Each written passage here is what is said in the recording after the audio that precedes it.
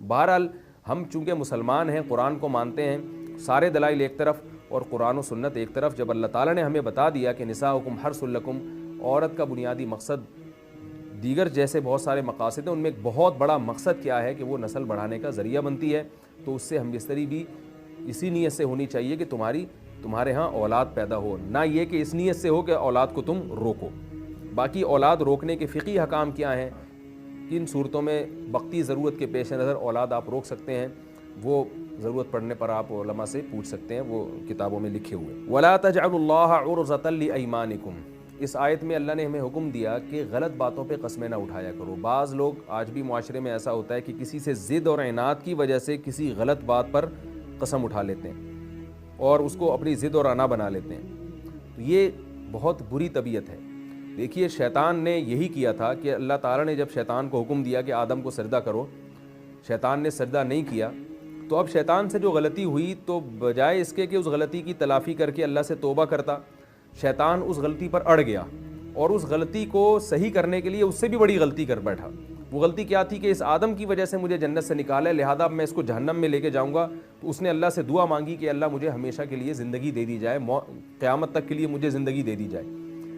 تو یہی طبیعت ہے، اور اپنا نقصان کیا شیطان نے۔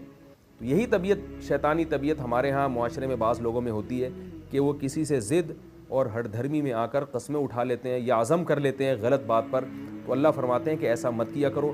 اگر کسی شخص نے کسی غلط بات پر قسم اٹھائی یا پکا ارادہ کیا تو اس کو اپنے اس ارادے سے رجوع کر لینا چاہیے۔ حدیث میں آتا ہے رسول اللہ صلی اللہ علیہ وسلم کے پاس ایک صحابی آئے، انہوں نے آپ صلی اللہ علیہ وسلم سے صدقات و خیرات کی کچھ رقم مانگی، تو آپ نے قسم اٹھائی کہ میں تمہیں یہ صدقات و خیرات نہیں دوں گا۔ وہ چلے گئے، کچھ وقت کے بعد آپ صلی اللہ علیہ وسلم نے ان کو بلایا اور اپنی قسم توڑ کر ان کو صدقات و خیرات کی رقم دی، صدقات و خیرات کا مال دیا۔ تو وہ بیچارے ڈرنے لگے کہ بھئی ہماری وجہ سے نبی نے اپنی قسم توڑی ہے۔ تو ایسے موقع پہ آپ صلی اللہ علیہ وسلم نے فرمایا من حلف علی یمین فرآ غیرہا خیرا منہا فلیکفر عن یمینہا۔ آپ صلی اللہ علیہ وسلم نے فرمایا کہ جس نے کسی بات پر قسم اٹھائی، بعد میں اس کو خیال پیدا ہوا کہ غلط بات پر قسم اٹھائی تھی، تو آپ نے فرمایا وہ قسم توڑ دے اور اس کا کفارہ ادا کرے۔ دیکھیے جب سید الانبیاء صلی اللہ علیہ وسلم نے اپنی قسم توڑ دی تو ہم اور آپ کون ہوتے ہیں کہ ہم یہ کہیں کہ ہماری زبان ایک ہے، جو ہم نے کہا وہ گویا پتھر پہ لکیر بن گیا۔ تو ہمیں اپنی زندگی میں لچک پیدا کرنی چاہیے، جو چیز جس وقت کے لحاظ سے مناسب ہو اس چیز کو اسی وقت کے لحاظ سے ہمیں اختیار کر لینا چاہیے۔ اسی سے ملتا جلتے ایک اور چیز بھی ہے کہ ہم دین کے کسی مخصوص طریقے کو جب اختیار کرتے ہیں کہ بھئی ہمارے بزرگوں سے یہ طریقہ چلا آ رہا ہے اور اس طریقے سے ہم تبلیغ کریں گے، تو ہم اس پہ بھی ایسا ڈٹ جاتے ہیں کہ معاشرے کے لحاظ سے اگر اس میں تبدیلی کی ضرورت ہو تو وہ بھی نہیں کر رہے ہوتے۔ تو اللہ تو فرماتے ہیں کہ قسمیں توڑ سکتے ہو، تو جب قسم نہ کھائی ہو، صرف عزم ہی کیا ہو، تو اس عزم کو کیوں نہیں توڑا جا سکتا؟ تو زمانے کے لحاظ سے، حالات کے لحاظ سے، حکمت مصلحت کے لحاظ سے اپنے ارادوں کو ہمیں تبدیل کرتے رہنا چاہیے اور ایک ہی بات پہ اڑ نہیں جانا چاہیے۔ اس سے انسان کی زندگی برباد ہوتی ہے، اس سے اللہ بھی ناراض ہوتے ہیں اور انسان کی اپنی زندگی بھی خراب ہو جاتی ہے۔ دوسرا مسئلہ یہاں قسم کا بیان کیا، تو قسم کے ضمن میں قسم کے کفارہ کو میں نے کہا تھا کہ میں انشاءاللہ اس کی تفصیل بیان کروں گا۔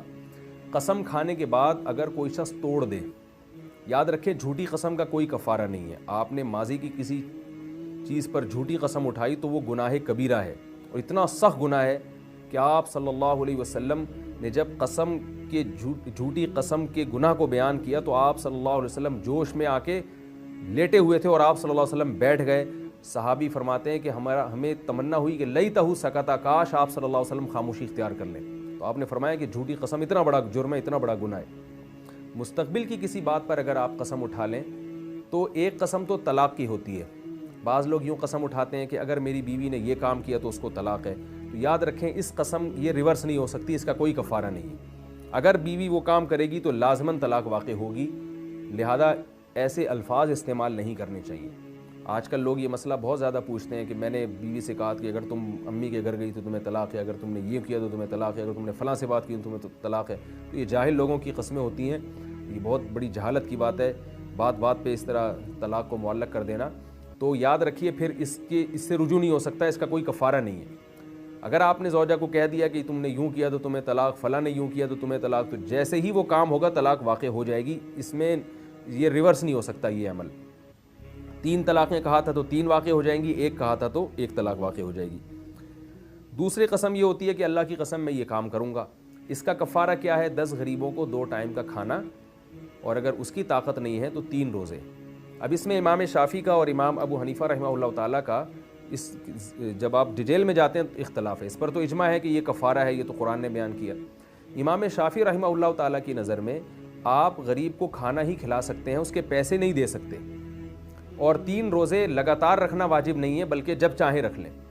امام ابو حنیفہ رحمہ اللہ تعالیٰ کا جو مذہب ہے اس کے مطابق آپ غریب کو کھانا بھی کھلا سکتے ہیں اور کھانے کے پیسے بھی دے سکتے ہیں. تو ایک کھانا جو ہے وہ اس کے لیے صدقہ فطر کے برابر رقم دینی پڑے گی, جو بعض علماء کے نزدیک 1.25 کلو ہے اور 1.25 کلو گندم ہے, اور بعض علماء کے نزدیک 2.25 کلو گندم. اگر احتیاطاً 2.25 کلو گندم دے دیں تو زیادہ بہتر ہے. تو 2.25 کلو گندم 10 غریبوں کو دی جائے گی. ہر غریب کے پاس کم سے کم 2.25 کلو گندم آنی چاہیے. اگر آپ نے ایک ہی غریب کو 10 غریبوں کا کھانا کھلا دیا یا اس کو کھانا دے دیا یا گندم دے دی تو اس سے کفارہ ادا نہیں ہوگا. تو 10 غریبوں میں بانٹنا پڑے گا. ہر غریب کے پاس 2.25 کلو گندم یا 1.25 کلو گندم سے کم نہیں آنا چاہیے. یا تو گندم دے دیں یا اس کی قیمت دے دیں. تو امام حنیفہ کے نزدیک نہ صرف یہ کہ قیمت دینا جائز ہے بلکہ زیادہ بہتر ہے تاکہ غریب اپنی جو حاجت ہو وہ پوری کر سکے.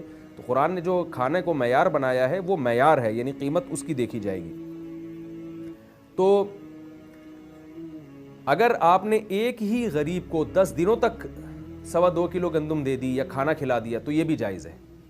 یعنی ایک غریب کو آپ نے دوپہر کا کھانا آج کھلایا اور رات کو اسی غریب کو کھلا دیا, پھر اگلے دن اسی غریب کو دوپہر کا کھلایا, رات کا کھلایا, اور 10 دن تک, تو یہ بھی 10 غریبوں ہی کو کھانا کھلانے کے مترادف ہوگا. کیونکہ یہ جو غریب آج تھا یہ کل جو ہے حکماً دوسرا غریب سمجھا جائے گا. تو ایک ہی دن میں اگر ایک غریبوں کو 10 آدمی کا کھانا کھلایا تو کفارہ ادا نہیں ہوگا. 10 دنوں میں بانٹ کر کھلایا یا 10 دنوں میں بانٹ کر اس کو رقم تقسیم کی تو بھی کفارہ ادا ہو جائے گا.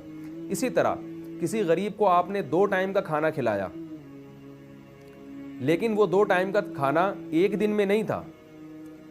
جیسے آپ نے صبح دوپہر کا کھانا اور رات کا کھانا, یہ تو 2 ٹائم کا ہو گیا.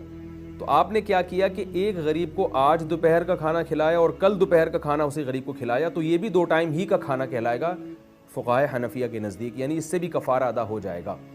تو ایک ہی دن میں 2 ٹائم کا کھانا کھلانا ضروری نہیں ہے بلکہ مختلف دنوں میں بھی آپ 2 ٹائم کا کھانا کھلا سکتے ہیں.